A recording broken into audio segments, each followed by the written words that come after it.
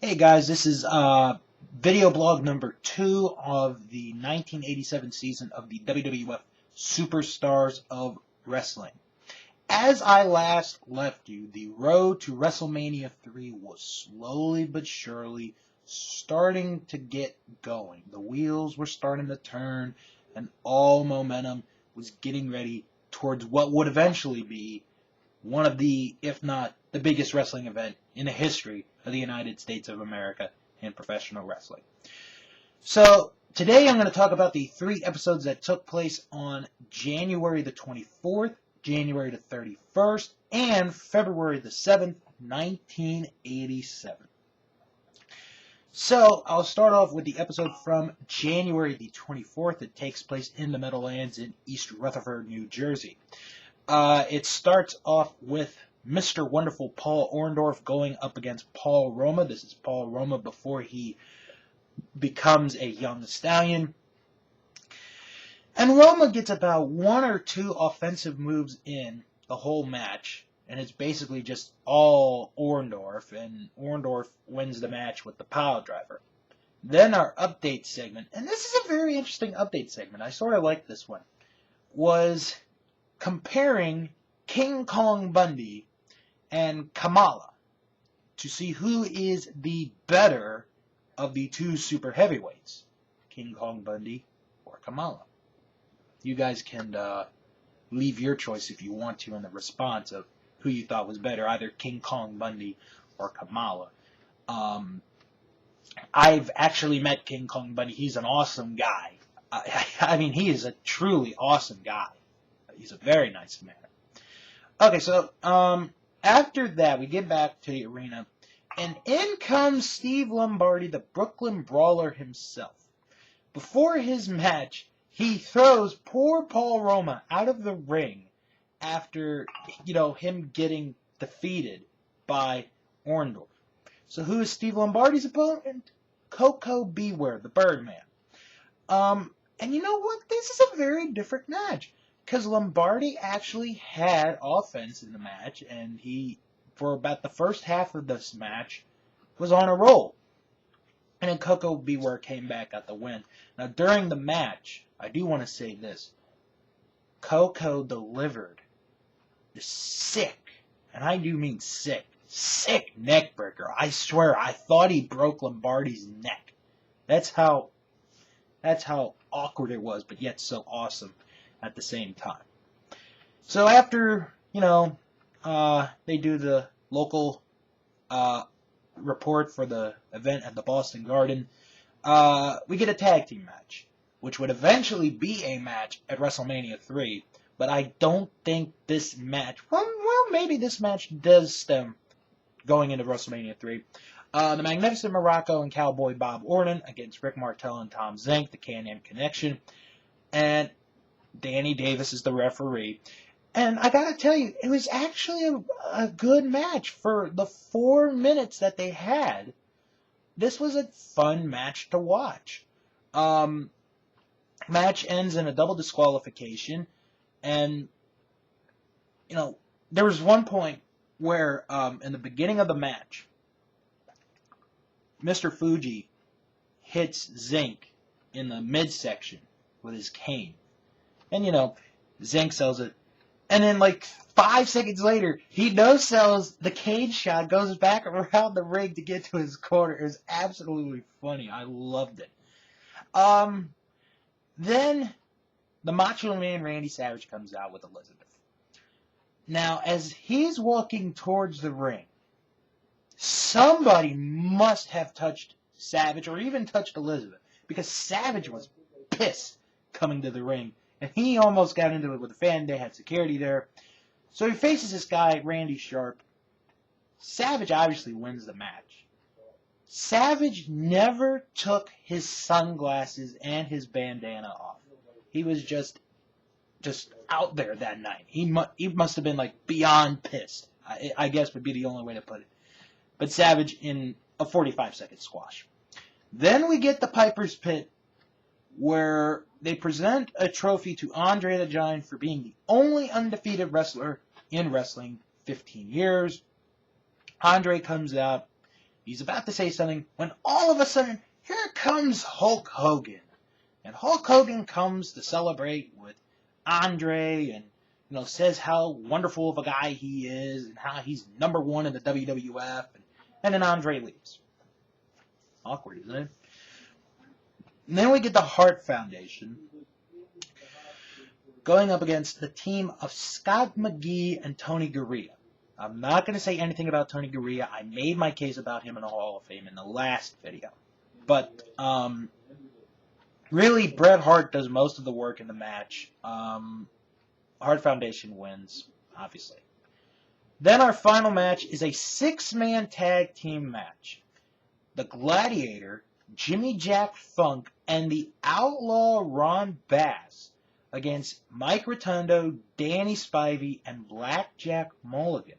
Now this actually sort of leads into a mini feud with Blackjack Mulligan and Outlaw Ron Bass. But we don't see Mulligan or Bass facing each other in the ring during the match, which sucks. I mean, you figure you have this type of a mini feud and you want these two guys facing each other in the ring, but it doesn't happen. But Spivey, Rotundo, Mulligan win. Gladiator gets pinned, and Ron Bass is on his way to... Well, he's on his way. Alright, so then we get to the January 31st episode. This is the last of the episodes in the Meadowlands. We start off with a tag match. Nikolai Volkov and the Iron Sheik against Tito Santana and Pedro Morales. Now, Nikolai gets, not even a line of the Russian national anthem in when Santana attacks him. And it's absolutely funny because Santana, is like, hello. That's all he gets. That's all, that he gets out of it. This was an interesting tag match. I liked the ending. Slick hits Santana with his cane. Second time I mentioned a cane. Referee sees Slick hitting Santana. Referee stops it. Tito Santana, Pedro Morales win the match. After the match, Santana body slams Slick in the middle of the ring. He has to get pulled out. Then Butch Reed comes from the back to assist getting Slick back to the locker room. Then we get another update where, and this is actually on the Ricky Steamboat DVD if you haven't seen this. They show Ricky Steamboat at a hospital for disabled children. And, Steamboat still selling the throat injury, which he does a fantastic job of. It's all the I love, all that. So then we go to a match with Harley Race, the King of Wrestling, against Greg Vance. Very odd because Howard Finkel only refers to Harley Race as the King of Wrestling. Okay, so say somebody, took somebody to this show for the first time. They're seeing wrestling for the first time. And they're seeing Harley Race. They don't know his name. You're supposed to say his name. Now this guy's going to be referring to him as the King of Wrestling. You know who I like? I like the King of Wrestling. King, king, king, king, king. But it's your typical Harley Race match. He wins with a delayed fisherman suplex, which is absolutely awesome. Then we get a tag match. The Rougeau brothers against Al Navarro and Tiger Chung Lee. A very interesting match. Because in the middle of this match, for no reason whatsoever, Dino Bravo comes out of the ring. Walks around the ring, distracts the Rougeaus a little bit, then, goes through the fans, and he joins the French announce team. This commentary for that match. But Rougeaus get the win anyway. Now, I do want to mention, remember how a couple of minutes ago I said how Steve Lombardi attacked Paul Roma after the match? Well, Paul Roma had some choice words for Steve Lombardi after that, from last week for this week, and he said that sooner or later I'm going to get you in the ring, Steve Lombardi. I'm going to get you. I'm just a rookie, and I'm going to eventually end up being the worst member of the Four Horsemen ever, but I'm going to get you in the ring. So then we go to Adrian Adonis. He goes up against Jack, I am not the father of Freddy Krueger. Very short match. Adonis wins with a sleeper hold. And, watching a match, it's sort of sad that Adonis left us, the next year in 1988 due to a car accident. He could have been something very special in wrestling. He could have been one of those big guys that a lot of others could have looked up to. But, he was in that car accident and, the following year, 1988, and he's no longer with us. So then we go to the Piper's Pit, where Piper's guest is Jesse the Body Ventura. And he talks about the whole thing with Hogan and Andre. How Hogan got a bigger trophy than Andre. Hogan's been champion for 3 years. Andre should have had at least a shot at the title against Andre. Andre's been undefeated for 15 years. Blah, And it's a really good segment. Really good job by both Piper and Ventura. And it gets to where Ventura says, I will bring Andre the Giant next week on Piper's Pit if you bring Hulk Hogan right here on Piper's Pit. So they make a deal. Then we go to a very interesting match. Greg Valentine against Haku. Yes, Haku. Now, I gotta admit, watching all these old DVDs and tapes, I'm really starting to fall in love with Haku. I mean, if you ever read Chris Jericho's first book, Haku is an awesome dude. One of the most badass people in the business. But yet is such a cool guy. He really is. I mean, I love to spend a day with Haku. I bet he's just this interesting guy. So, and they actually do have a good match. It's a hard-hitting match for the time that it is. And then during the match, their respective tag partners come out. Beefcake comes out for Valentine. Tama comes out for Haku. And the end of the match is just so bizarre, but yet it's perfect. Because Danny Davis is the referee again. And the ending of the match is this. Haku is going to suplex Valentine into the ring. Beefcake trips Haku's ankle. Referee doesn't see it. Minute later, Valentine is going to drop an elbow on Haku. Goes to the ropes. Tama trips Valentine. Referee sees that. Disqualifies Haku. Valentine gets the win. Probably the only time in the history of wrestling you will ever see that. And then the final match, Jake the Snake Roberts against Jerry Allen. Very short match. Roberts wins with the DDT. And then before they end the show, Piper goes to Hogan, asks Hogan if he wants to be, or he said, well, I sort of told Jesse I'd have you on Piper's Pit next week. Can you come? And Hogan says, sure. So we get Hogan with Piper. So it leads up to a very, very big episode. The February 7th episode of Superstars of Wrestling. And, I don't know. I honestly don't know why this episode doesn't get talked about as an all-time memorable episode. Everything happened in this episode. So, okay, this happened February 7th in the Sun Dome in Tampa, Florida. So we begin with Randy Savage against David Gold. Never heard of David Gold. Hi, David Gold. Anyway, Savage comes out, does his shtick, wins with a flying elbow. And the fans are really into Savage. They really are. I mean, they're into him more than they usually are, in other tapes and shows. So then he threatens to do a second elbow, but referee stops him and, he leaves. So then we go to the update. For the big announcement. Where's WrestleMania III gonna be held? Well, Madison Square Garden in New York had offered.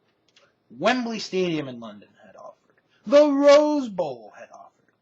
But in the end, the Pontiac Silverdome in Detroit, Michigan is the site for WrestleMania 3. You can order tickets, blah, blah, blah. If you tried the phone number today, that number probably doesn't exist.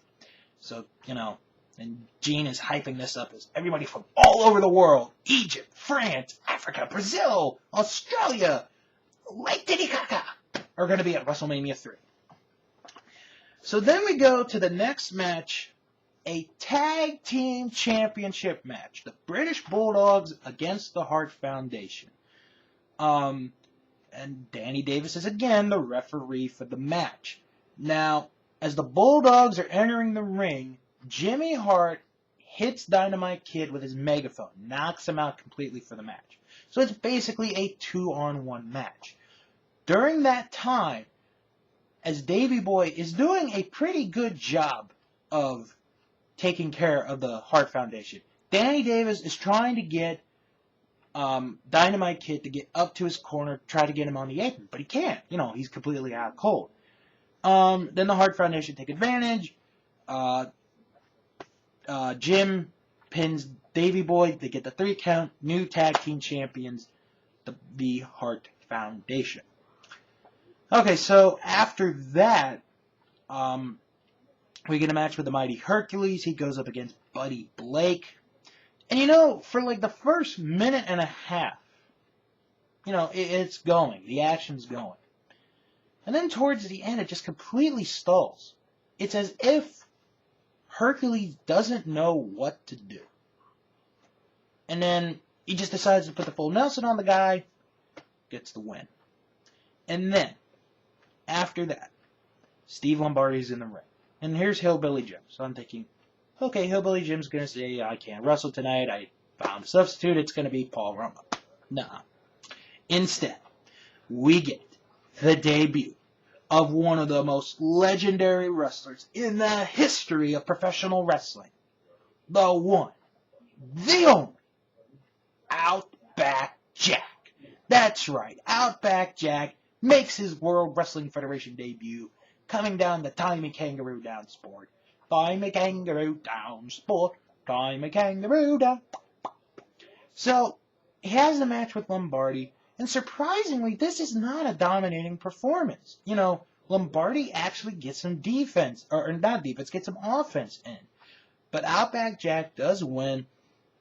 He hits him with a clothesline, and then, as they described it, a clothesline from behind, bringing Lombardi down. You could say it's a bulldog, but at the same time, it actually does look like a clothesline, or it is a clothesline from behind. But some may say it's a bulldog. You could say whatever it is, but it's just a very cool move. And I feel so bad for Outback Jack because this is his debut, right? And then right after that, Vince goes, and now it's time to go to Piper's Pit with Hulk Hogan and Andre the Giant. Poor Outback Jack. You've been hyping this man for months to make his debut. He finally makes his debut, and then you go to Hogan and Andre. Poor Outback Jack. Oh, that poor man. Anyway, the famous Piper's Pit, Hogan and Andre, Bobby Heenan there, Jesse there. Andre challenges Hogan for the belt at WrestleMania. Rips the shirt, rips the cross off. Hogan's chest is bleeding. If you haven't seen it, go to YouTube. It's very famous. That's really what leads to the main event of WrestleMania 3. Spoiler alert. Then we have a tag match. The Killer Bees against Al Navarro and Jimmy Jack Funk. And poor Killer Bees. Because during this match, they talk about, should Hogan accept the challenge of Andre the Giant?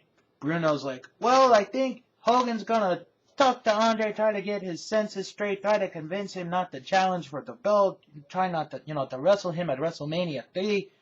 Poor Killer Bees. You got this good tag team, and yet they're talking about Hulk and Andre. Yes, this sounds like WWE today, but at least they don't do it in every segment. Gotta give 1987 that. And then finally, the Natural Butch Reed against David Studemeyer. I guess is how you pronounce the name. Butch Reed wins with a gorilla press and then the elbow. Then Slick gets on the mic saying, Santana, we didn't forget what you did to me. We're going to get you back. And that's really it. Of course, during those 3 episodes, you know, they're hyping up WrestleMania 3. And Vince goes, WrestleMania 3! Bigger! Better! Badder! Scared me. And then in one of the other interviews to hype up the Boston Garden event, Randy Savage is like, you know how many times I'm going to throw Bruno out of the ring? I'm going to throw him 22 times out of the ring, yeah. And that's one promo. Then another promo, they're talking about the odds in Vegas, and it's like, I'm favored 12,000 to 500. It should be 1,000,000 to 0, yeah.